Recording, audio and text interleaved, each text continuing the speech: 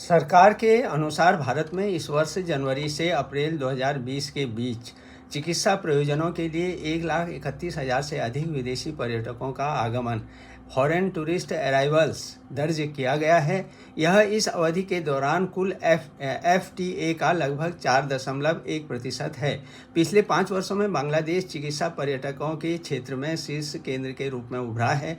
इसके बाद इराक है, सोमालिया, ओमान और उज्बेकिस्तान का स्थान है। पिछले वर्ष चिकित्सा प्रयोजनों के लिए 6,44,387 लोग भारत आए थे, जो 2020 के 1,82,000 से अधिक की तुलना में बहुत ज़्यादा है। इस बात का स्पष्ट संकेत है कि भारत वैश्विक मेडिकल टूरिज्म के प्रमुख केंद्रों में शुमार हो रहा है। आधुनिक अस्पतालों, प्रशिक्षित चिकित्सकों, अत्याधुनिक तकनीक और तुलनात्मक रूप से कम लागत पर विश्व स्तरीय इलाज उपलब्ध कराना भारत की सबसे बड़ी ताकत है। साथ ही अंग्रेजी बोलने वाले स्टाफ और बहुसांस्कृतिक माहौल विदेशी मरीजों के लिए अतिरिक्त सुविधा प्रदान करते हैं। पर्यटन मंत्रालय के अनुसार चिकित्सा पर्यटन का विकास और संवर्धन मुख्य रूप से राज्य सरकारों और केंद्र शासित प्रदेशों के प्रशासन द्वारा किया जाता है।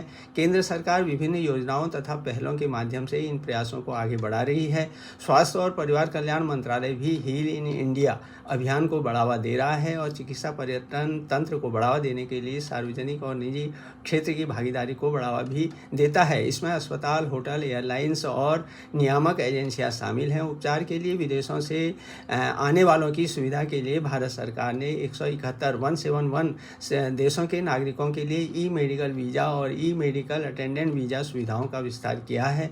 गुजरात सरकार राज्य में पर्यटन विभाग की वेबसाइट पर आवेदन आमंत्रित करके चिकित्सा पर्यटन को बढ़ावा दे रही है। मेडिकल टूरिज्म न केवल स्वास्थ्य क्षेत्र में विदेशी मुद्रा का प्रवाह बढ़ाता है, बल्कि होटल है, परिवहन, दवा उद्योग और स्थानीय सेवाओं जैसे सहायक क्षेत्रों में भी रोजगार और व्यावसायिक अवसर प्रदान करता है।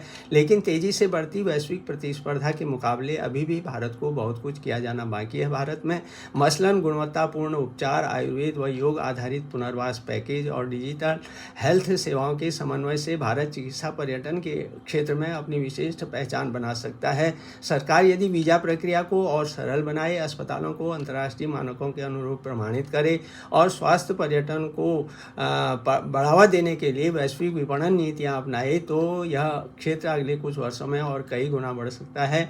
और अभी मेडिकल टूरिज्म का भारत की कुल GDP में जो अपेक्षाकृत छोटा हिस्सा है, 2025 में यह अनुमानित 0.4 से 0.5% था, उसका और विस्तार किया जा सकता है। वैसे भारतीय पर्यटन क्षेत्र का अभी GDP में योगदान लगभग 5% ही है।